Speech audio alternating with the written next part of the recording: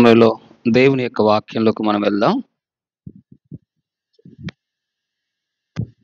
ప్రార్థన చేసుకుందాం. ఈ సమయంలో ఫోన్లోకి వచ్చిన వరకు, అలాగే మందిరంలోకి వచ్చిన వారి కొరకు, అలాగే యూట్యూబ్లో చూస్తున్న వారి కొరకు కూడా ప్రత్యేకమైన వందనాలు. ఈ సమయంలో దేవుని యొక్క వాక్యం కొరకు మనం ప్రార్థన చేద్దాం. మమ్మల్ని ఎంతగానో ప్రేమిస్తున్న మా ప్రియ పరలోకపు తండ్రి, పరిశుద్ధుడు అయిన మా దేవ, ఈ సమయంలో వాక్యంలోకి వెళ్ళబోతుండగా మీ సన్నిధి మీ తోడు ఉంచి మీరు మాట్లాడి మహిమ పొందుకోమని యేసుక్రీస్తు నామములో అడుగుతున్నాను తండ్రి, ఆమేన్. హల్లెలూయా, హల్లెలూయా. దేవుని సన్నిధిలో ప్రాముఖ్యత ఇచ్చినవాడు. దేవుని సన్నిధికి ఈరోజు ఉద్యోగాలకి ప్రాముఖ్యత ఇచ్చేవాళ్ళు ఉన్నారు, కుటుంబానికి ప్రాముఖ్యత ఇచ్చేవాళ్ళు ఉన్నారు. నేను ఇయ్యొద్దంటలేదు, పిల్లలకి ప్రాముఖ్యత ఇయ్యట్లేదు. మనకున్న పనులన్నిటికంటే కూడా దేవుని సన్నిధికి ఎవరైతే వ్యక్తిగతంగానో కుటుంబ పరంగా ఎవరైతే ఇస్తారో వారు వారి కుటుంబాలు కానీ వారి జీవితాలు కానీ ఆశీర్వదించబడతాయి, దీవించబడతాయి, ధైర్యపరచబడతారు, నెమ్మది పొందుకుంటారు. ఆ సన్నిధిలో ఉన్న ఆశీర్వాదాలు ఈ లోకంలో ఉన్న వాటి అన్నిటికంటే కూడా మనకు బాగా తెలిసిన వ్యక్తి గురించి ఈరోజు మీకు తీసుకొస్తాను. ఆయన ఎవరు అంటే దావీదులో ఎన్నో కోణాలు చెప్పుకోవచ్చు. మన జీవితాల్లో దావీదు గురించి ఎన్నోసార్లు మాట్లాడుతూనే వచ్చాను. కానీ ఈరోజు దేవుని సన్నిధిలో ప్రాముఖ్యత ఇచ్చినవాడు, ఆయనకి మందిరం అన్నా, దేవుని సన్నిధి అన్నా, దేవుని ప్రజలతో గడపడం అన్నా, మన అమెరికా దేశ అధ్యక్షుడు, ఆయన పేరేం పేరు చెప్పండి, ట్రంప్. మొదటగా ఆదివారం వచ్చిందంటే ముఖ్యంగా దేనికి ప్రాముఖ్యత ఇచ్చేవాడు అంటే ఆయన ఆదివారానికి ప్రాముఖ్యత ఇచ్చేవాడు. ముఖ్యంగా ఆదివారం దేవుని సన్నిధిలో కనబడాలి, దేవుని మందిరంలో కనబడాలని ఎన్ని పనులున్నా, ఒక దేశ అధ్యక్షుడు అయినప్పటికీ కూడా ఆయన కూడా ఆదివారం ఖచ్చితంగా మందిరానికి వెళ్తాడు, కానుకలు వేస్తాడు. అలాగే ఈరోజు ఉన్న ట్రంప్, అందుకే అంత గొప్ప స్థాయిలో దేవుడు ఆ ట్రంప్ను కూడా ఆ స్థాయిలో ఉంచాడు. ఎందుకంటే దేవుని సన్నిధికి ప్రాముఖ్యత ఇచ్చినవాడు కాబట్టి. మీ జీవితాల్లో, మన జీవితాల్లో కూడా దేవుని సన్నిధికి ఎవరైతే ప్రాముఖ్యతనిస్తారో, దేవుని సన్నిధికి ఎవరైతే దేవునితో సమయం గడపడానికి ఇష్టపడతారో, అలాగా ఆ వ్యక్తుల్లో దేవునికి చాలా దగ్గర సంబంధం కలిగిన వ్యక్తి ఎవరు అంటే దావీదు గురించి మనం చూస్తే దేవుని సన్నిధి ఒక వ్యక్తికి శక్తినిస్తుంది. ఏమిస్తుంది చెప్పండి? దేవుని సన్నిధి ఒక వ్యక్తికి ఏమిస్తుంది? శక్తినిస్తుంది. ఒక వ్యక్తి శక్తి పొందుకోవాలి ప్రభు సన్నిధిలో. శిష్యులు చూడండి, ఎగ్జాంపుల్ ఉదాహరణ మనం చూస్తే క్రొత్త నిబంధనలో మీరు శక్తి పొందే వరకు, పరిశుద్ధాత్మ పొందే వరకు మీరు ఎక్కడి నుంచి వెళ్ళొద్దన్నాడు? యెరూషలేము నుంచి వెళ్ళొద్దు అన్నాడు, మందిరం నుంచి వెళ్ళొద్దు అన్నాడు. యేసు ప్రభువారు కూడా వెళుతూ వారిని ఆశీర్వదించాడు. లూకాసు సువార్త 24వ అధ్యాయంలో ఆశీర్వదించకుండా మీరు వెంటనే మీరు సువార్త చేయొద్దు, దేవుని సేవ చేయకూడదు అని వారికి చెబుతూ ముందు వారికి ఏమి ప్రాముఖ్యత బోధించారంటే మీరు దేవాలయంలో కనిపెట్టుకోనండి, పరిశుద్ధాత్మ వచ్చే వరకు, మీరు శక్తి పొందే వరకు కూడా ఆయన సన్నిధిలో మీరు ఉండండి అని యేసు ప్రభువారు వెళ్తూ కూడా ఆయన ప్రాముఖ్యత ఇచ్చినవాడు. అలాగే యేసయ్య కూడా ఉదయకాలమని దేవుని సన్నిధికి ప్రాముఖ్యత ఇచ్చినవాడు. యేసు ప్రభువారు కూడా చూస్తే ఉదయకాలముని చీకటిగా ఉండగానే ఆయనకున్న సేవ కంటే ఎక్కువ, ఆయన చేసిన పరిచర్యల కంటే మొదటగా ఒంటరిగా దేవునితో సమయం గడిపిన వాడు ఎవరు అంటే యేసు ప్రభువారు కూడా. కాబట్టి మన జీవితాల్లో యేసు ప్రభువారే ఆయన దేవుడై ఉండి మానవుడిగా ఈ భూమి మీదకి వచ్చినప్పుడు ఆయన మొదట ప్రథమ స్థానం దేనికి ఇచ్చాడంటే దేవునితో సన్నిధిలో ఉన్న గడపడానికి గురించే ప్రాముఖ్యత ఇచ్చాడు యేసు ప్రభువారు కూడా. అలాగే మన జీవితాల్లో కూడా దేవుని సన్నిధి శక్తినిస్తుంది. దేవుని సమక్షంలో ఎవరైతే ఉంటారో, దేవుని సన్నిధిలో ఎవరైతే గడుపుతారో వారు ధైర్యవంతులు అవుతారు. మొదటి మాట ఏంటిది చెప్పండి? ఆ శక్తి ఎందుకు పొందుకోవాలంటే శత్రువుతో యుద్ధం చేయాలంటే మనకు ఏం కావాలి చెప్పండి? ధైర్యం కావాలి. మీకు ఆ వచనం మనకు తెలిసిన వాక్యం, ఒక వాక్యం చూడండి. మొదటి సాముయేలు గ్రంథం 17వ అధ్యాయము 37వ వచనంలో మనం చూడండి. దేవుని సన్నిధి ఎవరైతే ఉంటారో వారికి ధైర్యంగా నిలుస్తారు. ఎందుకంటే వారు దేవుని సన్నిధి మొదటగా గడిపారు కాబట్టి. చూద్దాం చూడండి ఆ వాక్య భాగం. మొదటి సాముయేలు గ్రంథం 17:32 చూద్దాం. మొదటి సాముయేలు గ్రంథం 17:37. బలము నుండి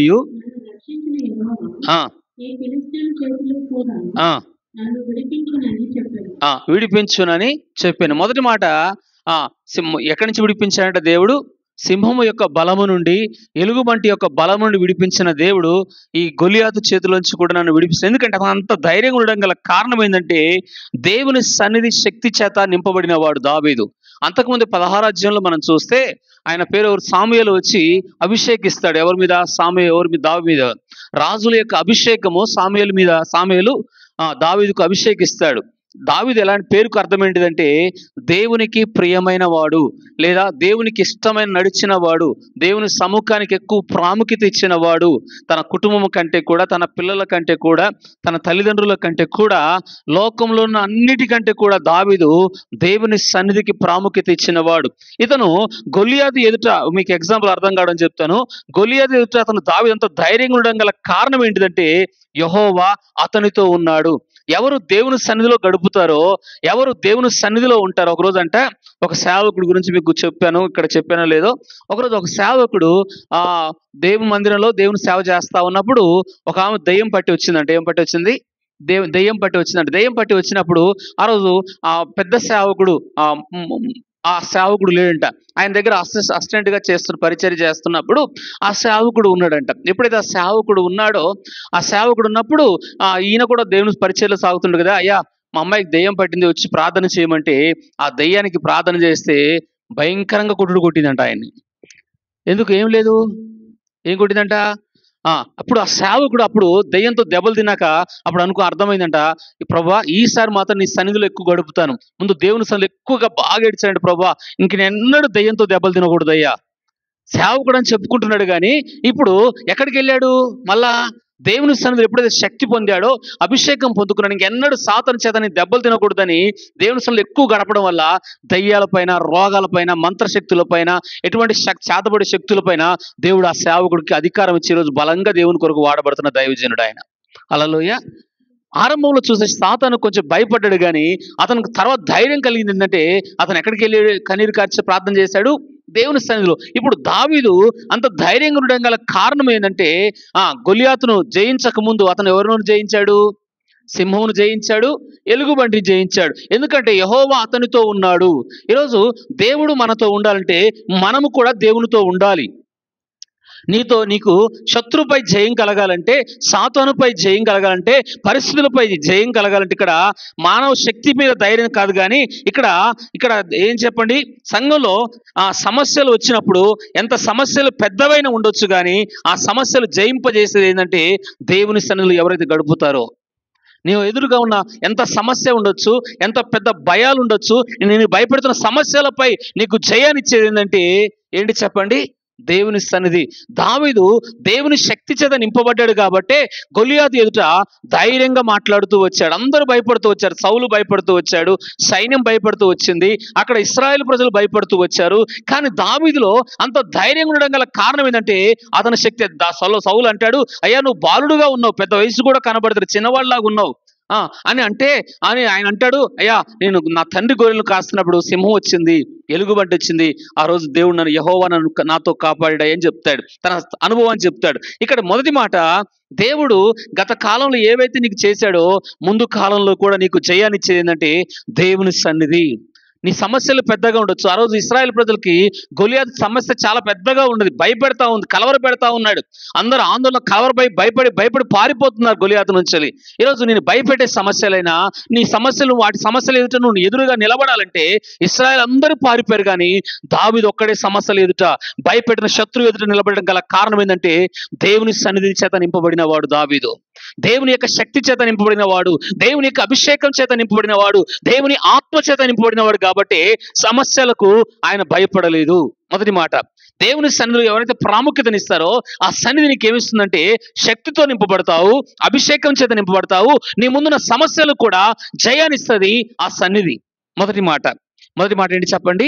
నువ్వు దేవుని సన్నిధి చేత నింపబడితే నీ ముందు ఎంత పెద్ద సమస్యలు ఉండొచ్చు, ఎంత ఎదురించలేని భయాలు ఉండొచ్చు, వాటి ఎదుట నువ్వు నిలబడాలి, వాటి ఎదురు పారిపోకుండా ఉండాలి. ఇశ్రాయేలు అందరూ పారిపోయారు, సౌలు పారిపోయాడు, ప్రజలు పారిపోయారు, అలాగే సైన్యం పారిపోయింది. కానీ దావీదు ఒక్కడే ధైర్యంగా నిలబడడం కారణం ఏంటంటే యెహోవా అతనితో ఉన్నాడు. అతని బలము కాదు, అతని శక్తి కాదు, అతని ధైర్యం కాదు, కానీ దేవుడు అతనితో ఉండడం గల కారణం ఎవరంటే ముందు అతను ఎవరితో ఉన్నాడు? యేసుప్రభు వారు కూడా ముందు తండ్రితో గడిపాకనే ప్రజల మధ్యలోకి వచ్చేవాడు. అద్భుతాలు సూచక్రియలు చేయడానికి గల కారణం కూడా దేవుని సన్నిధి చేత నింపబడినప్పుడే. యేసుప్రభు వారు కూడా అదే జరిగింది.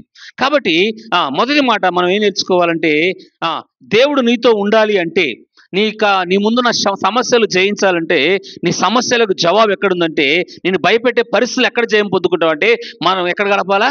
దేవుని సన్నిధిలో గడపాలి. మొదటి మాట. రెండవ మాట, దేవుని సన్నిధి దర్శకత్వం ఇస్తుందంటే, ఎట్లా వెళ్ళాలనో, ఎలాగ చేయాలనో, ఎలాగ జీవించాలో, యుద్ధానికి వెళ్ళమంటావా పోమంటావా అని తెలుసుకోవడానికి దేవుని సన్నిధి మనకి ఏం చేస్తుందంటే మార్గదర్శకత్వం ఇస్తుంది. చూద్దాం, చూడండి. దేవుని సన్నిధికి వెళ్తే మనం ఎలాగ నడుచుకోవాలనో చూపిస్తుందంట. చూద్దాం ఆ మాట. మొదటి సాముయేలు గ్రంథం 23వ అధ్యాయం 2వ వచనం చూద్దాం.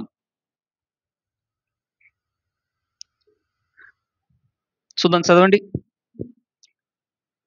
మొదటి సాముయేలు గ్రంథం 23:2.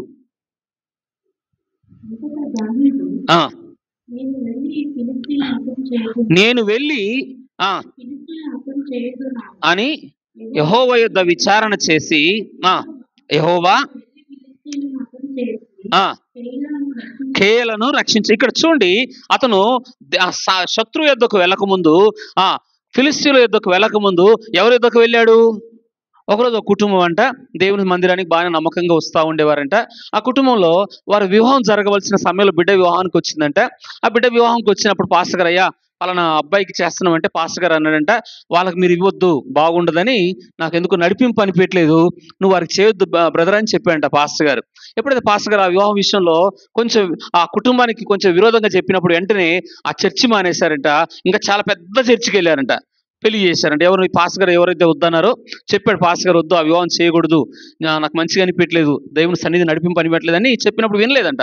వినకుండా ఆ దేవుని సేవకుడు చెప్పిన మాటకు లోబడకుండా వేరొక పెద్ద చర్చికి వెళ్ళారు.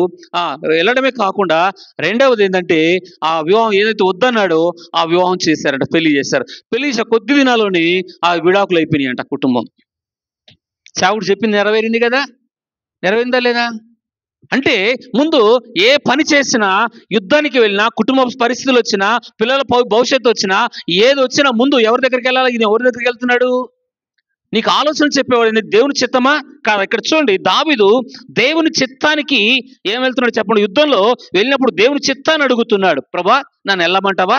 వివాహ విషయం కావచ్చు, కుటుంబ విషయం కావచ్చు, ఉద్యోగం కావచ్చు, అది ఏదైనా, ప్రభా ఇది నీ చిత్తమా కాదా, నీ ఉద్దేశమా కాదా అని ముందు రాజుల యుద్ధానికి ముందు ఎక్కడికి వెళ్తారు? డైరెక్ట్గా శత్రువు యుద్ధానికి వెళ్తాడు. ఇతను ఎవరి మీదకి వెళ్ళాడంటే, ఎవరికి వెళ్ళాడు చెప్పండి. యుద్ధానికి వెళ్లకుండా ఫిలిస్తీన్లకు వెళ్ళకముందు ఇతను ఎవరి దగ్గరికి వెళ్ళాడు?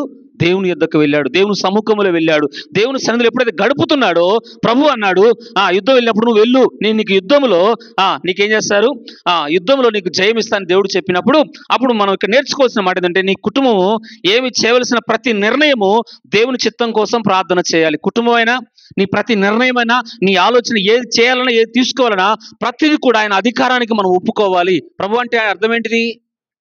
ప్రభు అంటే ఏలేవాడు అని అర్థం. ప్రభు అంటే పేరుకు అర్థం ఏంటి చెప్పండి? ఏలేవాడు, పరిపాలించేవాడు. పూర్తిగా ఆయన అధికారానికి ఒప్పుకోవాలి. మన ప్రతి నిర్ణయము, మన ప్రతి ఆలోచన ఆ దేవుని చిత్తమో కాదని దావీదు దేవుని యొద్దకు వెళ్ళినట్లుగా మనము కూడా ఎవరి యొద్దకు వెళ్ళాలా? ముందు నీ సమస్య వెంటనే వచ్చిన ఆలోచన వెంటనే చేయకుండా ఎక్కడికి వెళ్ళాడినా? దేవుని యొద్దకు వెళ్ళాడు. అయ్యా ఇది నీ చిత్తమా కాదా, ఇది నీ వెళ్ళమంటావా వద్దంటావా? ముందు ఎవరిని అడుగుతున్నాడు? ఇతను ఇంత గొప్ప దేశానికి రాజవడం గల ముఖ్య కారణం ఏంటంటే, ఇతను ఎలాంటి కారణం అంటే దేవుని చిత్తానికి అనుకునేవాడు, దేవుని ఉద్దేశానికి అనుకునేవాడు. దేవుడు వెళ్ళమంటే వెళ్ళేవాడు, లేకపోతే ఆగిపోమంటే ఆగిపోయేవాడు, అలాంటి వ్యక్తి. అందుకే దావీదు దేశానికి రాజవడానికి, ఆ కుటుంబం గొప్ప ఆశీర్వదించబడం గల కారణం ఏంటంటే, ప్రతిదీ కూడా దేవునిపై ఆధారపడుతూ వచ్చాడు, దేవునిపై ఆనుకుంటూ వచ్చాడు. ప్రభా నన్ను ఏం చేయమంటావు అని ఒక చిన్న పిల్లవాడు తల్లిదండ్రుల మీద ఎలాగ ఆధారపడతారో, దేవునిపై, ఆయన నిర్ణయాలపై, ఈయనకు వచ్చిన నిర్ణయము అది నీ చిత్తమో కాదో అని అడిగి వెళ్తా ఉండేవాడు దావీదు. కాబట్టి మనం నేర్చుకోవాల్సిన విషయం ఏంటంటే, దావీదు దేవుని చిత్తాన్ని అడిగేవాడు. యేసు ప్రభువు వారు కూడా భూమి మీద ఉన్నప్పుడు కొత్త నిబంధనలో, అయ్యా ఇది నీకు చిత్తమైతే ఈ గిన్నె నా యొద్ద నుంచెలి, చూద్దాం ఆ మాట కూడా చూడండి. ఎన్నో అధ్యాయం? మత్తయి సువార్త 26వ అధ్యాయం 39వ వచనం చదవండి.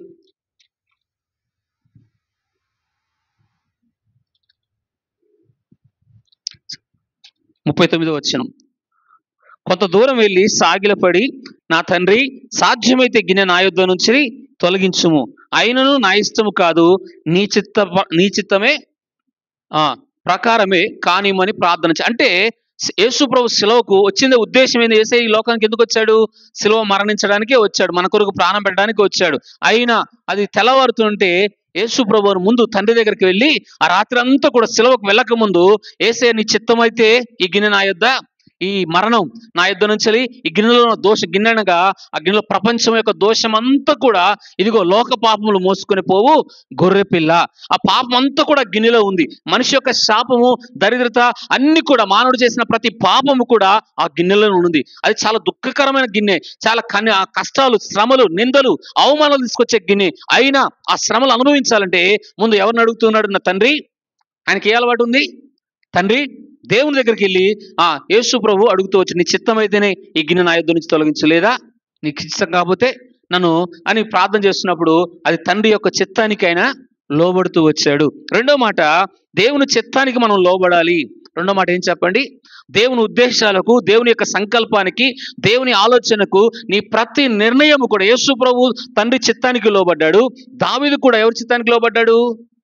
దేవుని చిత్తానికి లోబడి వెళ్ళాలనా వద్దా అని అడుగుతూ వచ్చాడు. కాబట్టి మన ప్రతి నిర్ణయాలు కూడా దేవుని అడగాలి. ఒకరోజు దావీదు జీవితంలో చాలా దుఃఖం వచ్చింది, ఏడుపు వచ్చింది, అన్ని కోల్పోయాడు, భార్యలు కోల్పోయాడు, ఆస్తి కోల్పోయాడు.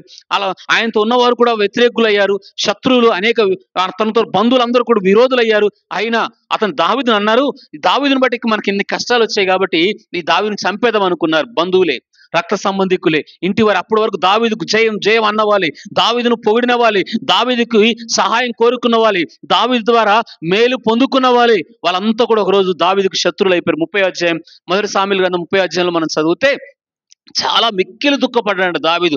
అయినా ఆ దుఃఖ సమయంలో కూడా, ఆ కష్ట సమయంలో కూడా, ఆ ఓడిపోయిన స్థలంలో కూడా, ఆస్తులు పోయిన స్థలంలో కూడా మరలా దేవుని దగ్గరికి వెళ్ళాడు. అందరి చేత అతనికి ఎవరు సపోర్ట్ చేయలేదు. కొన్నిసార్లు నీ జీవితంలో నీకున్న వారు, నీ బంధువులు, నీ రక్త సంబంధులు, నువ్వు ప్రేమించిన వారు అందరూ నీకు విరోధులు అవుతారు, నీకు అంత వ్యతిరేకులు అవుతారు. అయినా నువ్వు అలాంటి పరిస్థితుల్లో కూడా, ఒంటరి అయిపోయిన పరిస్థితుల్లో కూడా, దావీదు అక్కడ 30వ అధ్యాయంలో ఒంటరి వాడైపోతాడు. ఒంటరి వాడైపోయి ఒంటరి వాడైన దేవుడు వాక్యం చెప్తుంది, ఆయన సన్నిధిలో ఎవరైతే గడుపుతారో దావీదు దేవుని సన్నిధిలో ఎప్పుడు ప్రభా యుద్ధానికి వెళ్ళమంటావా లేదని అడిగితే దేవుడు అంటాడు 30వ అధ్యాయం, 1 సమూయేలు 30వ అధ్యాయం 6-7 వచనాలు మనం చదివితే, అతడు దావీదు తన దేవుడైన యెహోవాను బట్టి ధైర్యం తెచ్చుకున్నాడు అని మనం వాక్యం సెలవిస్తుంది. కాబట్టి నేను చెప్పవలసిన మాట ఏంటంటే, ఈ సమయంలో మనం నేర్చుకోవాల్సిన మాట, ముందు ఎవరు కష్టాల్లో కూడా ఎవరి చిత్తాన్ని కొనుక్కున్నాడు? అన్ని కోల్పోయినప్పుడు కూడా ఎవరి చిత్తాన్ని కొనుక్కున్నాడు? దుఃఖం, అందరూ వ్యతిరేకులైనప్పుడు, ఆయన ఒంటరి అయినప్పుడు. కొన్నిసార్లు నువ్వు ప్రేమించిన వారు నువ్వు ఒంటరిగా చేయొచ్చు, నువ్వు నా వారు అనుకున్న వారు కూడా ఒంటరి అయిపోవచ్చు, నువ్వు ఎవరైతే ఇష్టపడతావో వారు కూడా నీకు వ్యతిరేకులు అవ్వచ్చు. అయినా అలాంటి కష్ట సమయాల్లో కూడా నువ్వు ఎవరి దగ్గరికి వెళ్ళాలంటే, ఒంటరి అయిపోయిన పరిస్థితుల్లో కూడా, దుఃఖపడిన పరిస్థితుల్లో కూడా ప్రభు దగ్గరికి వెళ్ళడం నేర్చుకోవాలి మనం. దావీదు యుద్ధానికి వెళ్ళేటప్పుడు దేవుని చిత్తం అడిగాడు, అలాగ అన్ని కోల్పోయినప్పుడు కూడా, అన్ని నష్టపోయినప్పుడు కూడా, తనను ప్రేమించిన వారు అందరూ వ్యతిరేకులైనప్పుడు కూడా దేవుని దగ్గరికి వెళ్ళి అడిగితే ప్రభు వెళ్ళు, నేను నీతో ఉంటానన్నాడు. కాబట్టి నేర్చుకోవాల్సిన మాట, దేవుని చిత్తాన్ని, నీ ఇష్టం కాకుండా, నా ఇష్టం కాకుండా దేవుని చిత్తాన్ని మనం అడిగి తెలుసుకుంటే ప్రభు మన జీవితాల్లో, అది కష్ట సమయాల్లో కూడా, ఒంటరి పరిస్థితుల్లో కూడా, నిన్ను ప్రేమించేవారు ఎవరు లేకపోయినప్పటికీ కూడా, నువ్వు కృంగిపోయి నిరాశలో ఉన్నప్పుడు కూడా నీకు ధైర్యం ఇచ్చేది, నీకు విజయాన్ని ఇచ్చేది ఏంటంటే దేవుని సన్నిధి. హల్లెలూయా. దావీదు దేవునిపై ఎక్కువగా ఆధారపడుతూ వచ్చేవాడు. కాబట్టి రెండో మాటలు మనం నేర్చుకోవాలి. మొదటిదేమో దేవుని సన్నిధిలో ఏం పొందుకున్నాడు? శక్తి పొందుకున్నాడు.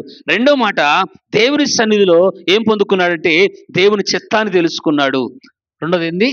దేవుని చిత్తం, దేవుని ఉద్దేశం. దేవా నన్ను వెళ్ళమంటావా వద్దంటావా? అలా ఒంటరి పరిస్థితులు కూడా వెళ్ళమంటావా వద్దంటావా?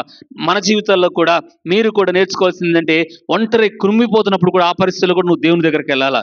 అతను దావీదు ఎవరి దగ్గర ఏడవలేదు, దేవుని దగ్గర బాగా ఏడ్చాడు, మిక్కిలి ఏడ్చాడని ఉంటుంది ఆ అధ్యాయంలో. కాబట్టి ఒంటరి పరిస్థితుల్లో కూడా మనం దేవుని దగ్గరికి వెళ్తే దేవుడు ఓడిపోయిన స్థలంలోనే జయాన్నిచ్చే దేవుడుగా ఉంటాడు. అక్కడ నేను గతకాలం ఒక పేరు పెట్టిన ఏంటంటే, ఓటమి కలిగిన స్థలంలోనే దేవుడు ఏం చేశాడు? జయాన్నిచ్చాడు.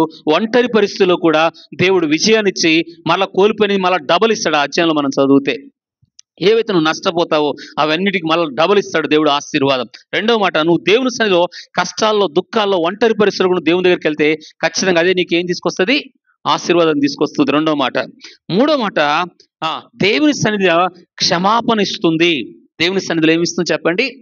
దేవుని సన్నిధిలో దావీదు చూద్దాం 51వ కీర్తన 11వ వచనంలో చూద్దాం. ఆయన సన్నిధికి వెళ్ళినప్పుడు చూద్దాం, చూడండి 51వ కీర్తన ఆయన క్షమాపణ ఇస్తుంది. 51వ కీర్తన 11వ వచనం చదవండి.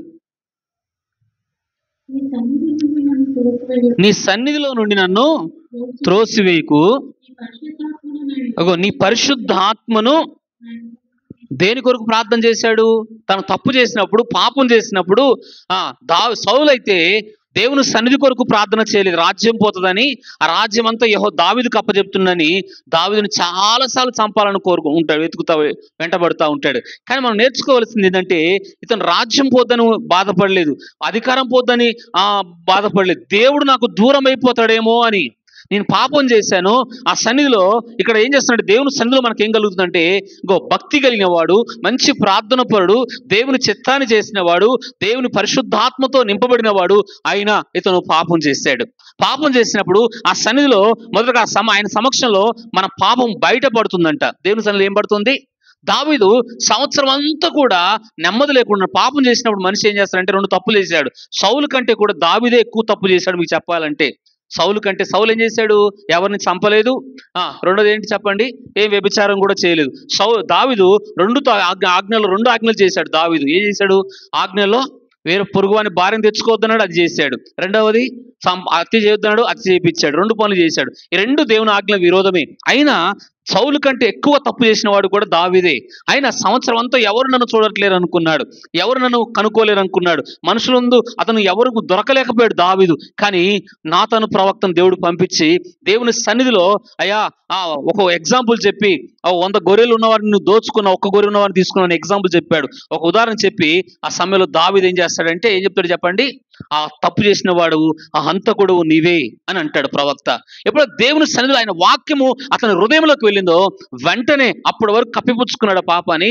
కానీ ఎప్పుడైతే ఆ పాపను దేవుని సన్నిధికి వెళ్ళి, అయ్యా నేను పాపం చేసింది నిజమే, నా తల్లి గర్భంలో నేను ఎలాగ పుట్టాను. ఒక మనిషి ఎందుకు తప్పు చేస్తాడు అంటే, మీకు ఒక ఉదాహరణ చెప్తాను.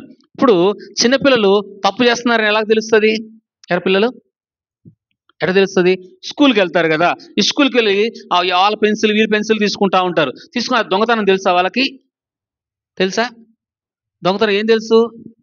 అక్కడ ఉన్న దొరికి తీసుకొచ్చుకుంటారు పిల్లలు, తెచ్చుకుంటారు. కానీ అది దొంగతనం అని తెలియదు. కానీ మానవునికి నైజంలోనే, మానవ స్వభావంలో చిన్నప్పటి నుంచి కూడా మానవుడు తప్పు చేసే గుణలక్షణం ఉంది మానవుల్లో. ఇతను భక్తి కలిగిన వాడే, పరిశుద్ధుడే. కానీ మానవ నైజం ఏంటంటే, దావీదు అంటాడు, అయ్యా నేను తల్లి గర్భంలో పాపంలో పుట్టినవాడనయ్యా, నేను నా బాల్యంలో నేను పాపంలో పుట్టినవాడను కాబట్టి అయ్యా, అందుకే నేను పాపం చేయడానికి నా లక్షణం అయిందయ్యా అని దావీదు దేవుని సన్నిధిలో బాగా ఏడుస్తాడు, పశ్చాత్తాపడతాడు, కన్నీరు కారుస్తాడు. కాబట్టి మనం నేర్చుకోవాల్సిన 3వ మాట ఏంటంటే, దేవుని సముఖములో పాపం బయట పడింది, కానీ అదే సముఖములో ఆయన పాపం కూడా క్షమాపణ లభించింది.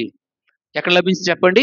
దేవుని సన్నిధిలో నాతాను ప్రవక్త వాక్యం ద్వారా ఎప్పుడైతే హెచ్చరించాడో ఆ వాక్యం అతనిలో పశ్చాత్తాపం తీసుకొచ్చింది, తన పాపాన్ని ఒప్పుకున్నాడు, ఆ పాపం బయటికి వచ్చింది. రెండో అదే సన్నిధిలో ఆయన పాపాన్ని పశ్చాత్తాపడ్డప్పుడు క్షమాపణ కూడా కలిగింది. దేవుని సన్నిధిలో 2 కలుగుతాయి. ఒకటి, దేవుని మందిరానికి వస్తే మన తప్పిదాలు దేవుడు హెచ్చరిస్తాడు, మన లోపాలు హెచ్చరిస్తాడు. అలాగే మన పాపాలు హెచ్చరించినప్పుడు వాటిని ఒప్పుకొని పశ్చాత్తాపడితే అదే సన్నిధిలో పరిశుద్ధాత్మ చేత నింపబడతాం. దావీదు తప్పు చేసిన వాడే, అయినా దేవుని ఆత్మ, బైబిల్లో ఒక వ్యక్తి దేవుని ఆత్మ కోల్పోయిన ఒక వ్యక్తి ఉంటాడు, పరిశుద్ధాత్మతో నింపబడిన వాడే, నాజీరు చేయబడిన వాడే. అంత బలవంతుడు భూమి మీద లేడు ఆ శాంసన్ మనం చూస్తే. అటువంటి శాంసన్ తప్పు చేసినప్పుడు దేవుని ఆత్మ ఎప్పుడు వెళ్ళిపోయిందో 16వ అధ్యాయంలో మనం చూస్తే దేవుని సన్నిధి కోల్పోయాడు, పాపం చేశాడు శాంసన్. చూద్దాం, చూడండి. న్యాయాధిపతుల గ్రంథం 16వ అధ్యాయం అక్కడ మనం చూస్తే శాంసను తప్పు చేసిన పరిశుద్ధాత్ముడు ఆయన విడిచి వెళ్ళిపోయినట్టుగా బైబిల్ చెప్తుంది. 16:20 చూడండి.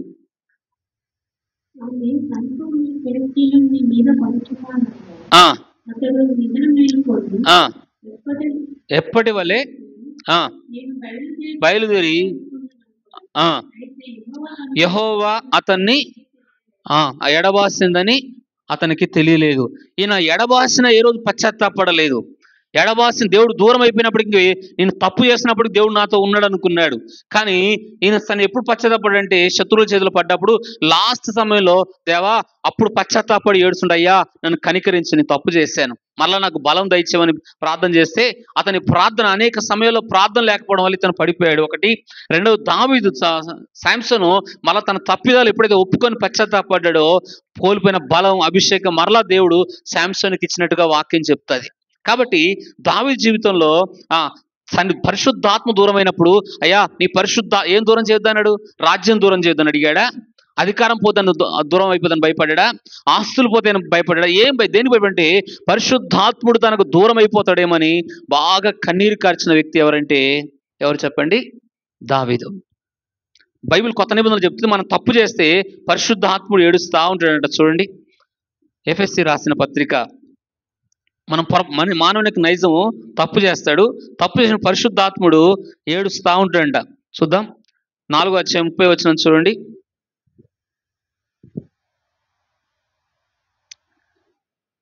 దేవుని పరిశుద్ధాత్మను దుఃఖపరచుకుడి, విమోచన దినం వరకు ఆయన యందు మీరు ముద్రించబడి ఉన్నారు అంటాడు.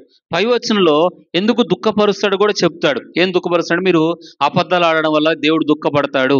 అబద్ధం ఆడడం వల్ల ఏమవుతాడు? దుఃఖపడతాడు. మనం తప్పు చేస్తున్నప్పుడు బూతులు మాట్లాడుతున్న పైన వచనాలు అన్నీ ఉన్నాయి. ఏంటంట? బూతులు, అబద్ధాలు, మన శరీరంలో చేసిన ప్రతి క్రోధము, కక్షలు, ద్వేషాలు ఇవన్నీ ఉండడం వల్ల ఎవరు దుఃఖపడతారంటే చెప్పండి? నీలో కక్ష ఉన్నా, ద్వేషమున్నా, అబద్ధాలు ఆడుతున్నా ఎవరు దుఃఖపడతారంట? పరిశుద్ధాత్ముడు ఏడుస్తూ ఉంటాడు మన దగ్గర ఉండి. అలాగే దావీదు చేసిన తప్పిదాన్ని బట్టి దేవుని సన్నిధిలో బాగా ఏడిస్తే దేవుడు కనికరించాడు. మన దేవుడు ఎలాంటి వాడు చెప్పండి?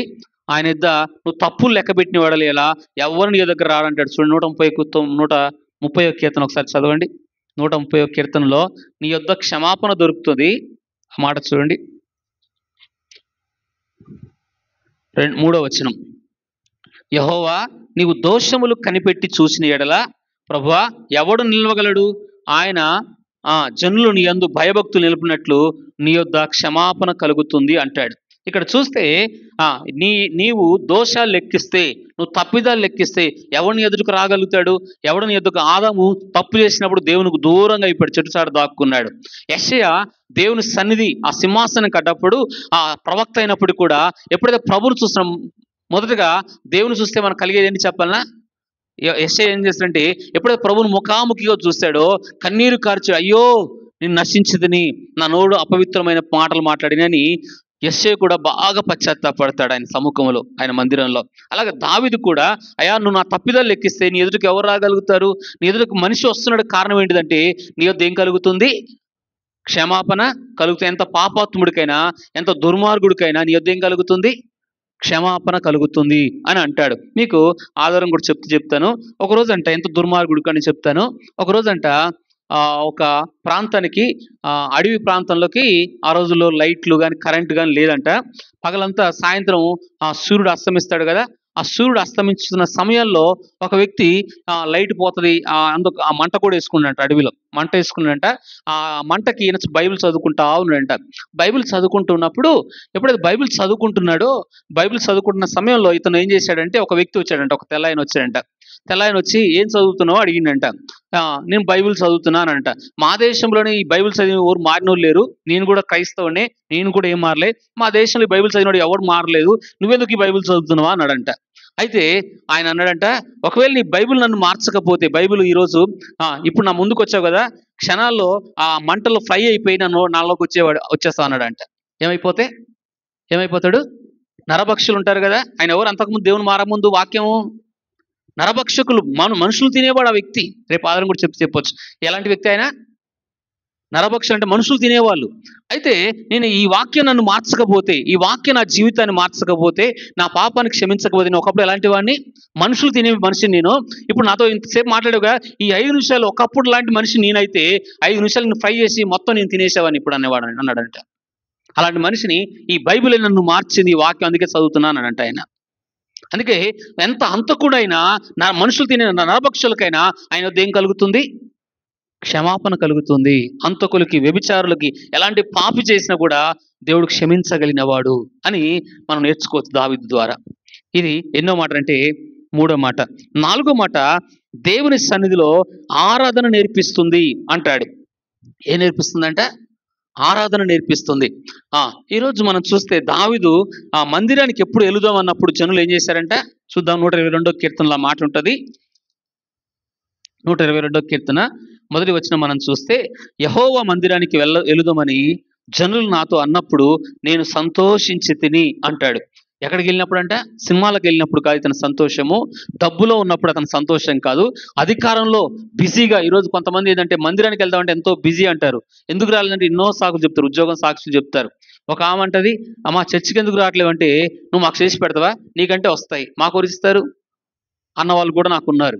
కాబట్టి ఈ దావీదంట ఒక మంచి అధికారంలో ఉన్నప్పటికీ బిజీ పర్సెంట్, రాజు, దేశాన్ని పరిపాలిస్తున్న రాజు, అంత బిజీగా ఉన్నప్పటికీ కూడా దేవుని మందిరం అన్నా దేవుని సన్నిధి అన్నా చాలా ప్రాముఖ్యత ఇచ్చిన వాడు. మంచిగా ప్రజలతో ఆయన కూడా ఏం చేసేవాడు, ఆరాధన చేశాడు. అందుకే దావీదు అంతగా ఆశీర్వదించబడ్డాడు. దేవుని మందిరానికి ఆదివారం చోటు ఎవరైతే దావీదు పాత నిబంధనలో శనివారం ఆరాధన చేసేవాళ్ళు, ఇప్పుడు మనం ఆదివారం చేస్తా ఉన్నాం.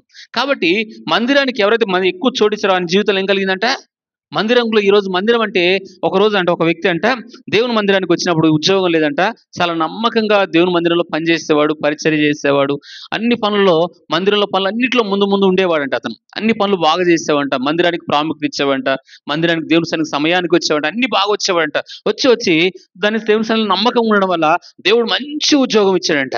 మంచి ఉద్యోగం ఎప్పుడైతే ఇచ్చాడో, ఆ ఉద్యోగం ఇచ్చిన వెంటనే అతని జీవితమే కొన్ని రోజులు అతని మందిరానికి రావడం వారం వచ్చేవాడు. ఇప్పుడు నెలకోసారి వస్తా ఉన్నంట. ఎందుకయ్యా ఇంత లేటుగా వస్తున్నావు, ఇన్ని రోజులు లేటుగా వస్తున్నావు, దశంభాగం పంపుతున్నా లేడు, అసలు మందిరానికి సరిగ్గా రావట్లేడు. అప్పుడు మా ఆయన దగ్గరికి వెళ్ళయ్యా ఎందుకు మందిరానికి రావట్లేదు అంటే, నేను చాలా బిజీ పాస్టర్ గారు, నాకెక్కడ వీలవుద్ది, ఒక ఉద్యోగం మంచి స్థాయిలో పెరిగాక. అప్పుడు అంటే ప్రభు ప్రార్థన చేసినాడు, ప్రభా ఈయన చాలా బిజీగా ఉన్నాడంట ఈ ఉద్యోగము, అయ్యా నువ్వే చూసుకోనంట. దెబ్బగా ఉద్యోగం ఉడిది, మళ్ళీ చర్చిలో వచ్చి ఉన్నాడు ఉద్యోగం పోయాక. ఒకప్పుడు ఏ మందిరంలో మంచి ఉద్యోగం వచ్చిందో, మంచి స్థాయిలో పెట్టాడో, ఆ మందిరంలో ఎప్పుడైతే విడిచిపెట్టాడో, దేవునికి చోటు ఇవ్వకుండా వెళ్ళాడో, ఆ మందిరమే అతను అంత గొప్ప స్థాయికి తీసుకొచ్చింది. అగో ఈ దైవజనుడు ప్రార్థన చేసినాడు, ప్రభా ఒక్కసారి నువ్వే చూసుకుని, ఆయన చాలా బిజీగా ఉన్నాడు అంటే ఉద్యోగం ఊడింది. మళ్ళీ దేవుని మందిరంలో చాలా రోజులు ఏడిచిందంట, ప్రభా నేను పొరపాటు చేశాను, నీకు దూరం అయిపోయి. ఈ దావీదు ఇతను మందిరానికి ఎందుకు ప్రాముఖ్యత ఇస్తున్నాడంటే, ఈ సన్నిధే, ఈ మందిరాన్ని ప్రేమించడం వల్లనే దావీదు రాజు మంచిది ఏంది మొదటి స్థానంలో ఉన్నాడు. దేశానికి తెలియని ప్రజల మధ్యలో ఆయన పేరో తెలియదు, ఆయన ఊరు తెలియదు, అసలు దావీదు ఎవరి కొడుకు కూడా తెలియదు. అలాంటి కొడుకుని అందరికి తెలియని మనుషుల మధ్యలో ఇప్పుడు ఒక పాట పాడుతున్నాగా, మనం ఏం పాట, ఏదైనా చేయగలవు.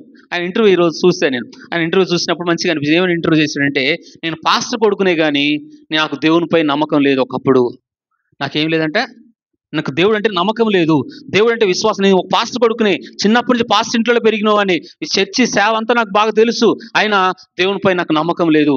దేవుని చాలా రోజులు విడిచిపెట్టాను, నేను దేవునిపై అంత విశ్వాసం లేని వ్యక్తి నేను.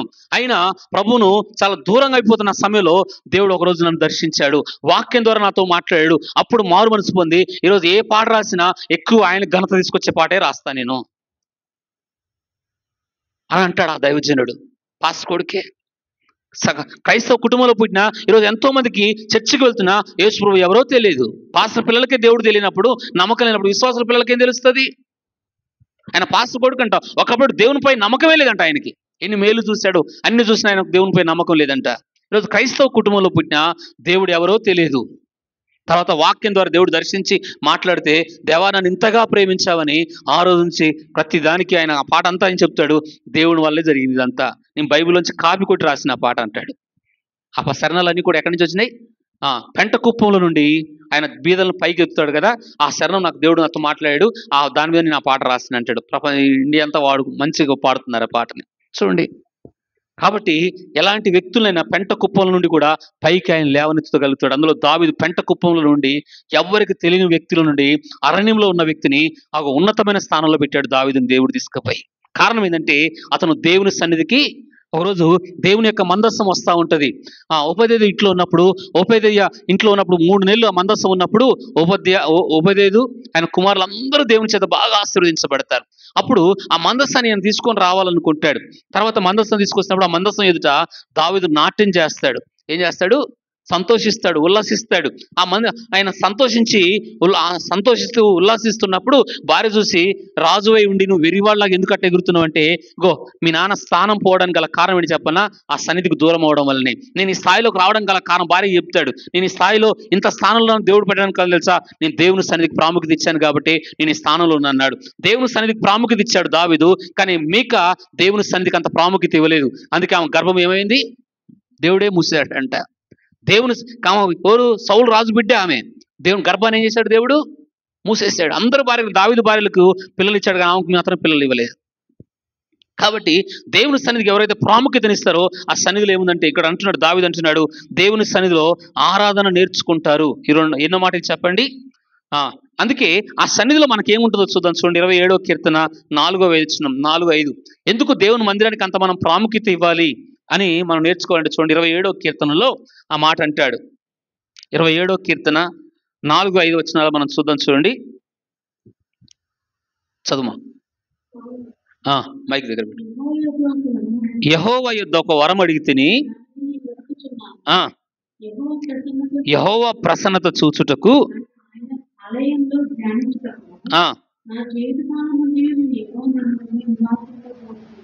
ఏముండాలనుకుంటున్నాడు ఆయన, నా జీవిత కాలం అంతా కూడా ఎక్కడ ఉండాలనుకుంటున్నాడు, మందిరంలో ఉండాలనుకుంటున్నాడు. దేనిలో ఉండాలనుకుంటున్నాడు, మంచిగా ఆరాధన చేసిన వ్యక్తి ఇప్పుడు ఆ సన్నిధిలో ఎక్కువ ఒక వరం కావాలని కోరుకుంటున్నాడు. ఏ వరము, ఆయన ప్రసన్నత చూడాలి. మనం కూడా ఏ ఆశతో రావాలి దేవుని మందిరానికి అంటే, అయ్యా ఈరోజు నీ సన్నిధికి వెళ్తున్నాను, మనుషులు చూడడం కాదయ్యా, నేను నిన్ను ఆరాధిస్తున్నప్పుడు నీ ప్రసన్నత చూడాలయ్యా, నీ మహిమను చూడాలయ్యా. మోషే అడిగాడు, ఏమని అడిగాడు, అయ్యా నీ సన్నిధి మాతో రాకపోతే ఇక్కడ నుంచి వెళ్ళనన్నాడు. ఎందుకన్నాడంటే, మోషకు ఒక ఆలోచన ఉండే, దేవా నిన్ను చూడాలని ఆశ పుట్టిందా. మోషకి ఏం ఆశ కలిగింది, అయ్యా నిన్ను చూడాలని ఆశ ఆయనకి. ఆయన అనగానే అసలు చాలా సమయం దేవుడు ఇచ్చాడు. ఏంటంటే అందరూ ఎవరు చూడలేదు, కానీ మోషే చూశాడు, వెనక భాగాన్ని చూశాడు మోషే. అప్పటి నుంచి మనుషులతో ఉండేదానికంటే కూడా దేవునితో ఎక్కువ ఉండాలనుకున్నాడంట మోషే. ఎవరితో ఉండాలని కోరుకున్నాడు. అందుకే నీ సన్నిధి మాతో రాకపోతే ఇక్కడ నుంచి మేము వెళ్ళము అంటాడు. అంటే సన్నిధికి ప్రాముఖ్యత ఇచ్చిన వాడు మోషే కూడా. ఈయన కూడా మందిరంలో ఏం కోరుకుంటున్నాడు, నీ సన్నిధిలో నా జీవిత కాలం ఒకరోజు కాదు, ఆపదలు వచ్చినప్పుడు కాదు, కష్టాలు వచ్చినప్పుడు కాదు, శ్రమలు వచ్చినప్పుడే కాదు, అన్ని సమయంలో నా బ్రతికిన దినాలన్నీ కూడా నేను ఎక్కడ ఉండాలని కోరుకుంటుండేనా, మందిరానికి ప్రాముఖ్యత ఇచ్చిన వాడు ఎవరు, దావీదు. ఇది 4వ మాట. అలాగే దేవుని సన్నిధి ఓదార్పునిస్తుందంట. 5వ మాట చూద్దాం 23వ కీర్తన 4వ మనం చదువుదాం. 23వ కీర్తన 4వ. నేను సంచరించినను ఏ అపాయమునకు భయపడను, నీవు నాకు తోడై ఉందువు, నీ దుడ్డు కర్రయు నీ దండము. అగో ఈ 5వ మాటలు ఏం చూస్తున్నావు అంటే, దేవుని సన్నిధిలో మనిషి ఓదార్చబడతాడు, ఆదరించబడతాడు. ఏం ఆదరించబడతాడు చెప్పండి, ఇతనికి ఏం కలుగుతుంది, గాఢంధకారం అంటే కష్టాల లోయ, దుఃఖాల లోయ, రోగాలతో నడుస్తున్న లోయ, ఆపదలతో ఉన్న జీవితం అయినది. ఏ జీవితం చెప్పండి, ఎంత భక్తి కలిగిన వాడైనా, దేవుని సన్నిధికి ప్రాముఖ్యత ఇచ్చిన వాడైనా గాఢంధకారపు లోయల్లో నడవాల్సిన మనిషే. ఒకరోజు జాన్ వెస్లీ అనుకోవడానికి యాక్సిడెంట్ అయ్యి ఒక రూమ్ లో ఉన్నప్పుడు ఆ చాలా చీకటి గల ప్రాంతంలో ఆ పాట రాశాడు. ఏంది, ఏం పాట రాశాడు అమ్మాయి, ఆ పాట మంచిగా బాగుంది ఆ పాట ఆయన రాశాడు. అంతే ఆ చీకటి గల లోయల దైవజనుని, చీకటిలో నేను ఉన్నప్పుడు నీ వెలుగు నన్ను అంటాడు. చాలా కష్టాల్లో ఉన్నాడు ఆ దైవజనుడు. అప్పుడు యాక్సిడెంట్ అయిందంట, భయంకరమైన ఆపద వచ్చింది, కానీ అదే సన్నిధి ఈరోజు అనేకుల చేత వాడబడుతున్న దైవజనుడు. కాబట్టి ఇక్కడ నేర్చుకోవాల్సింది ఏంటంటే, మనిషికి ఎంత దైవజనుడికైనా విశ్వాసులకైనా గాఢంధకారపు లోయలు జీవితాలు ఉంటాయి. కొన్నిసార్లు కష్టాలు, శ్రమలు, బాధలు, ఒంటరి పరిస్థితి అంటున్నాడు. దేవుని సన్నిధికి వస్తే మనం ఆదరించబడతాము. అందుకంటాడు ఓదార్పు ఎక్కడ కలిగిందంటే ఆయనకు, దావీదుకి, నీ దుడ్డు కర్రయు నీ దండము నన్ను ఏం చేస్తుంది, ఆదరిస్తుంది. బైబిల్ చెప్తుంది పరిశుద్ధాత్ముడు మనల్ని ఏం చేస్తాడంటే ఆదరిస్తాడు, ధైర్యపరుస్తాడు. కష్టాల్లో భయపడకు, నేను నీతో ఉన్నానంటాడు. ఇక్కడ దావీదుతో కష్టాల్లో కూడా దేవుడు అతనితో ఉన్నాడంటలేనా, ఉన్నాడని చెప్తున్నాడు. గాఢంధకారంలో అంటే ఇది కష్టాలు, రోగాలు, వ్యాధులు, ఒంటరి పరిస్థితులు, కన్నీళ్లు. ఈ పరిస్థితుల్లో దేవుడు నాతో ఉన్నాడు కాబట్టి నేను ఎలా ఉన్నాను, ధైర్యంగా ఉన్నాను అంటాడు. ఈరోజు మన ధైర్యం ఎవరు చెప్పండి, ఈయన ఆదరణ ఎవరంటే అతను డబ్బు ఆస్తి కాదు, అతని అధికారం కాదు. ఇతను ఆదరించింది ఏంటంటే దేవుని సన్నిధి. దేవుని సన్నిధిలో ఇతను ఓదార్పు పొందుకున్నాడు. అందుకే కీర్తనకారుడు అదే మాట అంటాడు, శత్రువులు చుట్టుకున్నప్పుడు కూడా చూడండి ఆ మాట, శత్రువులు చుట్టుముట్టిన దావీదు దేవుని సన్నిధిలో ఓదార్పు పొందాడంట. చూద్దాం అదే కీర్తన చూడండి, 27వ కీర్తనలు అంటాడు. 5వ వచనం, మనం 5 చదువుదాం చూడండి. 6వ వచనం, ఇప్పుడు నన్ను చుట్టుకొని నా శత్రువులు నాకంటే, నా శత్రువుల కంటే ఎత్తుగా నా తలను ఎత్తువాడవు. ఆయన గుడారంలో నేను ఉత్సాహధ్వని చేసేదను, బలులు అర్పించేదను, నేను పాడేదను యెహోవా గురించి స్తుతిగానం. ఇక్కడ అంటున్నాడు ఆపత్కాలంలో. ఏ కాలం అంటే ఇది? ఆపత్కాలంలో, శత్రువులు చుట్టుకున్న కాలంలో దావీదుకున్న శత్రువులు ఎప్పుడు సౌలు ఎన్నోసార్లు చుట్టుకున్నాడు, కానీ సౌలు చేతికి దావీదుని అప్పచెప్పలే. శత్రువులు చుట్టుకున్న, సమస్యలు చుట్టుకున్న, ఆపదలు చుట్టుకున్న. ఎందుకంటే ఇతను ఇంత ధైర్యంగా ఉండడానికి గల కారణం ఏంటంటే యెహోవా ఇతనితో ఉన్నాడు. ఈరోజు దేవుడు నీతో ఉంటే కష్టాల్లో కూడా, రోగాల మధ్యలో కూడా, వ్యాధులు వచ్చినా నువ్వు ఆదరించబడతావు దేవుని కనికరాన్ని బట్టి. ఇక్కడ అంటున్నాడు ఆపత్కాలం. చూడండి 5వ వచనం చదవండి. ఆపత్కాలంలో పర్ణశాలలో నన్ను దాస్తాడు. శత్రువుల స్థలములో, ఆపదున్న స్థలంలో, శత్రువులు చుట్టుకున్న ఆపదలో శత్రువు కనబడకుండా దావీదును ఏం చేశాడు? ఆ పాటల్లో కూడా శత్రువు ఆజ్ఞించిన ఆ శరణంలో ఏమను, శత్రు ఏం శరణం రాశాడా? ఆ శరణం ఉంటుంది, ఒక శరణం ఉంటుంది కదా, శత్రువుల మధ్యలో ఆజ్ఞాపించినప్పుడు శత్రువుకు అనే శరణం కూడా ఉంటుంది. ఏదైనా సాధ్యం ఆ పాటలో ఉంటుంది, శత్రువు గురించి కూడా ఉంటాడు. కాబట్టి ఇందులో మనం నేర్చుకోవాల్సిన మాట ఏంటంటే ఆపత్కాలంలో శత్రువులు చుట్టుకున్నప్పుడు కూడా, శత్రువు సమీపంగా ఉన్నప్పుడు కూడా, ఆపద తను చుట్టుకున్నప్పుడు కూడా దేవుడు దావీదును కాపాడుతూ వచ్చాడు. ఈరోజు నీ జీవితంలో నువ్వు దేవుని సన్నిధి నీతో ఉంటే కారణం ఏంటంటే రోగాల మధ్యలో కూడా ఎలా ఉంటావు? ధైర్యంగా ఉండవు, ఆదర్శపడతావు. ఇక్కడ శత్రువులు చుట్టుకొని ఉన్నారు. ఆపద కాలంలో కూడా దేవుడు ఇతను ఏం చేస్తున్నాడు? శత్రువుల మధ్యలో కూడా కాపాడుతూ వచ్చాడు. రోగాల మధ్యలో ఇతనితో ఉన్నాడు. అలాగే ఆపదల మధ్యలో, శత్రువు చుట్టుకున్న పరిస్థితుల్లో కూడా దేవుడు ఇతనితో ఉన్నాడు. హల్లెలూయా. కాబట్టి శత్రువుల మధ్య దాచే దేవుడు మన దేవుడు. ఎలాంటి వాడు? కాపాడేవాడు, దాచేవాడు. ఇది 5వ మాట. 6వ మాట, దేవుని సన్నిధి విజయం ఇస్తుంది. దేవుని సన్నిధి ఏమిస్తుంది చెప్పండి? విజయాన్ని ఇస్తుంది. చూద్దాం చూడండి, 2వ సామెయలు గ్రంథం 5వ అధ్యాయం 19వ వచనం చూడండి.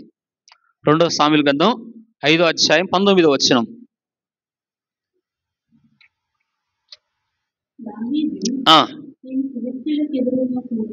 నేను ఫిలిస్తీయులకు ఎదురుగా పోయేదనా, అప్పగిత్తవా?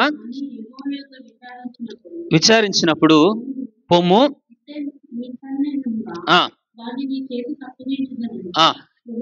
ఇప్పుడు దావీదు దగ్గర మనం ఏం నేర్చుకోవాలంటే, దేవుని సన్నిధిలో ఇతనికి విజయం రావడం గల కారణం ఏంటంటే, దావీదు రాజు కాకముందు తక్కువ స్థాయిలో ఉన్నప్పుడు కూడా దేవుని సన్నిధి దేవుని చిత్తం అడుగుతూ వచ్చాడు. దావీదు ఇశ్రాయేలు దేశానికి రాజు అయినప్పటికీ, 12 గోత్రాలకు రాజు అయినప్పటికి కూడా, రాజు గొప్ప స్థాయిలో ఉన్నప్పటికి కూడా ఎక్కడికి వెళ్తూ ఉండేవాడు? ఇతనికి విజయానికి కారణం ఏంటంటే, నువ్వు ఎంత గొప్ప స్థాయిలోకి వెళ్ళినా నీకు విజయం ఎక్కడుందంటే దేవుని సన్నిధిలోనే ఉంది. ఇతను గొప్ప స్థాయిలోకి వెళ్ళాడు, మంచి ఉన్నత స్థానంలో ఉన్నాడు. అయినా ఇతను ఎక్కడికి వెళ్ళాడు చెప్పండి? దేవా నన్ను వెళ్ళమంటావా? మళ్ళీ అడుగుతూనే ఉన్నాడు కదా. దావీదు రాజు కాకముందు అడిగాడు, రాజు అయినా కూడా దేవుని సన్నిధికి వెళ్ళాడు. అలవాటు ఉంది ఈయనకి. ఇక్కడ మనం ఏం నేర్చుకుంటామంటే, ఫిలిస్తీయులు దేవుని సన్నిధిలో దావీదు గడిపాడు కాబట్టి దేవుడు అతనికి ఏమి ఇచ్చాడు? విజయాన్ని ఇచ్చాడు. ఇక్కడ దావీదుకు విజయం రావడం గల కారణం ఏంటంటే, శత్రువులపై విజయం రావడం కంటే అతని బలము కాదు, దేవుని సన్నిధి. మన బలము, మన శక్తి శత్రువుపై జయాన్ని ఇవ్వదు, దేవుని సన్నిధి మనకు జయాన్నిస్తుంది. ఇక్కడ దావీదు కింద వచనంలో చూడండి, ఇంకొకసారి పోవద్దు అంటాడు దేవుడు. 22వ వచనం చదవండి. ఇక్కడ 5వ అధ్యాయం 22వ వచనంలో మనం చూస్తే, ఫిలిస్తీయులు మరలా వచ్చి రెఫాయల్ లోయలో వ్యాపింపగా దావీదు యెహోవా యొద్ద విచారణ చేసెను. అందుకు యెహోవా నువ్వు వెళ్ళవద్దు, ఏమంటున్నాడు? నేనే యుద్ధం చేస్తాను అంటాడు. కింద వచనాల్లో చూస్తే నువ్వు వెళ్ళొద్దు అంటాడు. ఆయన ఆగమన్నప్పుడు ఆగాడు. ఇప్పుడు మనకు స్పీడ్గా కొన్నిసార్లు మనకు రోడ్డు మీద మార్గంలో వెళ్తున్నప్పుడు స్పీడ్ బ్రేకర్లు ఎందుకు వేస్తారు? స్పీడ్ బ్రేకర్లు ఎందుకు వేస్తారు? బైక్ చాలా స్పీడ్గా వెళ్తుంటుంది, బ్రేకులు ఎందుకు ఉంటాయి? మా గ్రేస్ కాలేజీకి పోయి బైబిల్ కాలేజ్ చదువుకున్నప్పుడు ఆ రోడ్లో పెద్ద స్పీడ్ బ్రేకర్లు ఉన్నాయి. ఎన్ని స్పీడ్ ఏంది అవుట్ రింగ్ రోడ్ పక్కన ఆ రోడ్లో చాలా పెద్దగా ఉన్న స్పీడ్ బ్రేకర్. ఎందుకంటే చాలా స్పీడ్గా వెళ్తారు. ఎక్కడ పెద్ద రోడ్ అనేది ఎట్లనే వెళ్ళిపోతుంది, ఆ రోడ్లో పెద్దగా ఉండదు. ఆ స్పీడ్లో కూడా స్పీడ్ బ్రేకర్లు వేస్తారు. ఎందుకంటే స్పీడ్ బ్రేకర్లు లేకపోతే ఏమవుతాయి? ఇటు నుంచి రోడ్డు నుంచి టర్నింగ్ అవుతున్నప్పుడు యాక్సిడెంట్లు అవుతాయి. కాబట్టి మనకి యాక్సిడెంట్లు కాకుండా కాపాడాలంటే ఏం కావాలా? స్పీడ్ బ్రేకర్లకు. దేవుడు కూడా ఇక్కడ దావీదుకు ఏమేస్తాడు? కొన్నిసార్లు వెళ్ళమంటాడు, ఒకసారి ఆగమంటాడు. కాబట్టి ఇక్కడ చూడండి, దేవుని చిత్తంలో మనం ఏంటంటే, దేవుని నీకు విజయం కలగాలంటే దావీదు ఏం చేస్తున్నాడు? దేవుని సన్నిధిలో గడిపాడు కాబట్టి అతనికి శత్రుపై విజయం కలిగింది, ఫిలిస్తీన్లపై విజయం కలిగింది. అందుకే అంటాడు కీర్తనకారుడు 44వ కీర్తన 3వ వచనం చదవండి. 44 3వ వచనం ముగించేస్తాను, 5 నిమిషాల్లో ముగించేస్తాను. 44 3వ వచనం.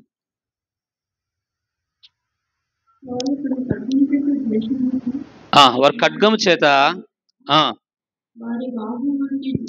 జయం ఇవ్వలేదు, నీ కటాక్షము నీ దక్షిణ హస్తమే, నీ బాహువే, నీ ముఖ కాంతియే వారికి విజయాన్ని కలగజేసింది. దావీదు అంటాడు, నా బలాన్ని బట్టి, నాకున్న సైన్యాన్ని బట్టి, నాకున్న అధికారం బట్టి, ఖడ్గాల బట్టి, యుద్ధ బలమును బట్టి, సైన్య బలాన్ని బట్టి నాకు జయం కలగలేదయ్యా.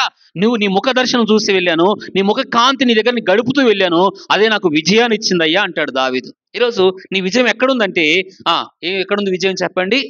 ఒక ఉన్నతమైన స్థానంలోకి వెళ్ళిన దావీదు దేవుని సన్నిధిలో గడిపాడు, తనకు విజయాన్ని కలగజేస్తుంది. నువ్వు ఎంత గొప్ప స్థాయిలోకి వెళ్ళినా దేవుని సన్నిధికి ఎక్కువ ప్రాముఖ్యత ఇస్తే అదే నీకు విజయం.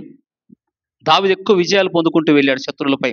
కాబట్టి ఆరో మాట, చివరి మాట, దేవుని సన్నిధి వాగ్దానము భవిష్యత్తు ఇస్తుంది. మన భవిష్యత్తు ఆశీర్వాదం ఎక్కడ ఉందో చెప్పనా? దేవుని యొక్క వాగ్దానాల పైన. చివరి మాట చూద్దాం, చూడండి. 16వ కీర్తన 11వ వచనం. 16వ కీర్తన 11వ వచనం. జీవ మార్గమును నీ సన్నిధిలో సంపూర్ణ సంతోషం కలదు, నీ కుడి చేతిలో నిత్యము సుఖములు. నీ సన్నిధిలో ఏం కలదంట? తన జీవిత అంతం కూడా అతను శాశ్వత భవిష్యత్తు ఎక్కడుందంటే దేవుని సన్నిధిలో ఉంది. దేవుని సన్నిధిలో సంతోషం ఉంది. సుఖాలు ఎక్కడుందంట? బైబిల్ అంటుంది సుఖ దుఃఖాలు దేవుడు రెండింటిని ఏం చేశాడు? జతపరిచాడు. మానవుడికి ఎంతగైనా కానీ మనం చెప్పాను, ఒక పెళ్లికి ఎంగేజ్మెంట్కి పోతే అక్కడ పెళ్లి అయ్యాక సంతోషంగా ఉన్నవారు ఎంతమంది అంటే ఎవరు కూడా ఎత్తలే, పెద్దగా ఒకరిద్దరు తప్ప. జీవితంలో అలాంటి శ్రమలు కష్టాలు వస్తాయి, సుఖ దుఃఖాలు, భార్యాభర్తను కలిపినట్టుగా సుఖ దుఃఖాలు వస్తాయి. కానీ దావీదు అంటాడు, జీవితంలో అతను సుఖము సంతోషం ఎక్కడ కలిగిందంటే ఆయన కుడి చేతిలో. ఆయనకు సంతోషాన్ని ఇచ్చింది ఎక్కడ? ఆయనకు ఆనందం కలగజేసింది ఎక్కడ? తన డబ్బు కాదు, తనకు అధికారం కాదు, తనకున్న భార్యలు కాదు, తనకున్న లోకంలో ఎక్కడ కాదు. కానీ దేవుని సన్నిధిలో తన భవిష్యత్తు ఆనందంగా ఉండడం గల కారణం ఏంటంటే దేవుని యొద్దనే సుఖం ఉంది, దేవుని సన్నిధిలోనే ఆనందం ఉంది, దేవుని సన్నిధిలో సంతోషం ఉంది, దేవుని సన్నిధిలో తన భవిష్యత్తు భద్రపరచబడింది. మనిషి శాశ్వతంగా ఆనందంగా ఎక్కడ ఉంటాడంటే, అందుకే నా ఆనందం ఏ పాట అది? నీలోనే ఆనందం అదేవా పాడు, ఆకు జీవం. ముగిస్తాను. నిన్న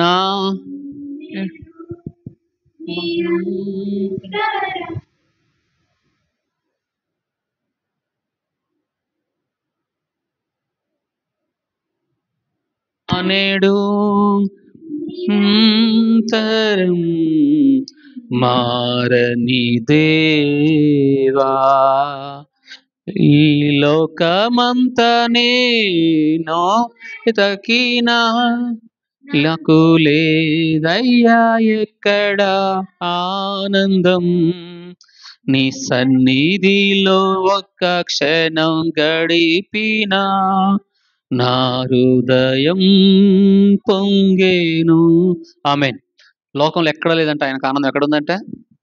ఎక్కడుందంటే ఈరోజు యవనస్తులు లోకంలో ఆనందాలు ఉన్నాయి, సినిమాలో ఆనందం ఉన్నాయి, డబ్బులు ఆనందిస్తున్నాడు, డ్రగ్స్లో ఆనందిస్తున్నాడు, లోకంలో ఉన్న పాపాల్లో ఆనందిస్తున్నాడు. కానీ ఆ పాట రాసిన చాలా యవనస్తులు, చాలా చిన్న వయసు, కానీ ఆయన ఆనందం ఎక్కడుందంట? లోకంలో ఎక్కడ లేదు, దేవుని సన్నిధిలోనే ఆనందం ఉంది. మొదటి మాట మనం నేర్చుకున్నాం, దేవుని సన్నిధి శక్తినిస్తుంది. 7 మాటలు చెప్పాను, అయిపోయింది నా మెసేజ్. దేవుని సన్నిధి ఏమిస్తుందంటే చెప్పండి. అందుకే యేసు ప్రభువు వెళ్తూ మీరు శక్తి పొందే వరకు మీరు యెరూషలేమును వదిలిపెట్టద్దు అంటాడు. మనం దేవుని శక్తితో నింపబడితే చెప్పండి, గొలియాతు ఎదుట ఉన్న సమస్యలు, నీ ముందున్న భయపెడుతున్న పరిస్థితులు ఎదుట ఉన్నా నువ్వు ధైర్యంగా నిలబెట్టిందంటే నువ్వు దేవుని సన్నిధిలో గడిపితే వాళ్ళు ధైర్యంగా ఉంటారు. అందుకే వాళ్ళు దావీదు అపోస్తలులందరూ కూడా వారందరూ ప్రార్థన చేసినప్పుడు పరిశుద్ధాత్మతో నింపబడినప్పుడు వారు ధైర్యంగా ఉన్నారని వాక్యం చెప్తుంది. అపోస్తల కార్యం 4:31. ఈరోజు నువ్వు ధైర్యంగా ఉండాలి అంటే నువ్వు ఎక్కడ ధైర్యం ఉందంటే, మొదటగా దేవుని సన్నిధిలో ఎవరైతే గడుపుతారో వారు ధైర్యంగా ఉంటారు, శక్తి పొందుకుంటారు, అభిషేకం పొందుకుంటారు. ఇది మొదటి మాట. రెండవది, దేవుని సన్నిధి మార్గదర్శకత్వం. అంటే ఎలాగ నడవాలనో, దేవుని చిత్తమో, దేవుని ఉద్దేశమో ఆయన సన్నిధిలో గడిపితే మన నిర్ణయాలు కాదు, దేవుని చిత్తం ఏమో ఉందో తెలుసుకోవాలి. రెండవది. మూడవది, దేవుని సన్నిధి క్షమాపణ ఇస్తుంది. ఆయన సముఖంలో యోనాతాను చెప్పినప్పుడు పశ్చాత్తాపడి ఏడ్చాడు. అదే సన్నిధిలో ఒకటి ఆయన పాపాన్ని చూపించింది, అదే సన్నిధి ఆయన క్షమాపణ కూడా కలగజేస్తుంది. ఇది మూడవది. నాలుగవది, దేవుని సన్నిధి ఆరాధన నేర్పుతుంది. దావీదు మంచి ఆరాధికుడు, అనేక పాటలు రాశాడు, అనేక దావీదు బైబిల్ చరిత్రకారులు ఏమిటంటే 150 కీర్తనలు కదా, ఎన్ని కీర్తనలు అంటే 73 కీర్తనలు రాశాడంటారు దావీదే. సగానికి సగము దావీదు ఒక్కడే రాసి ఉంటాడు అంటారు. కాబట్టి ఎక్కువ మంచిగా ఆరాధించిన వాడు, కష్టాల్లో శ్రమల్లో నేను ఎల్లప్పుడూ యెహోవాను, ఎప్పుడు మంచిగా ఉన్నప్పుడే కాదు, ఆనందంగా ఉన్నప్పుడే కాదు, కష్టాల్లో కూడా అతను ఆనందంగా ఉండడం గల కారణం ఏంటంటే ఆయన దేవుని సన్నిధిలో మంచి ఆరాధికుడు ఆయన. కాబట్టి మూడవది, నాలుగోది ఏం నేర్చుకుంటామంటే ఆరాధన మనం నేర్చుకుంటే ఏ పరిస్థితులైనా ఆ ఆరాధన నీకు ఆనందాన్ని కలగజేస్తుంది. నాలుగో మాట. ఐదో మాట, దేవుని సన్నిధి ఆదరించబడతావు. అందుకే నీ వాక్యం నన్ను బ్రతికించింది, నా బాధలో నాకేం కలగజేసింది? నెమ్మది. అంటే దావీదు ఆదరించబడడానికి కష్టాల్లో, శత్రువుల మధ్యలో, రోగాల మధ్యలో కూడా అతను ఆదరించబడడం గల కారణం ఏంటిదంటే దేవుని సన్నిధి.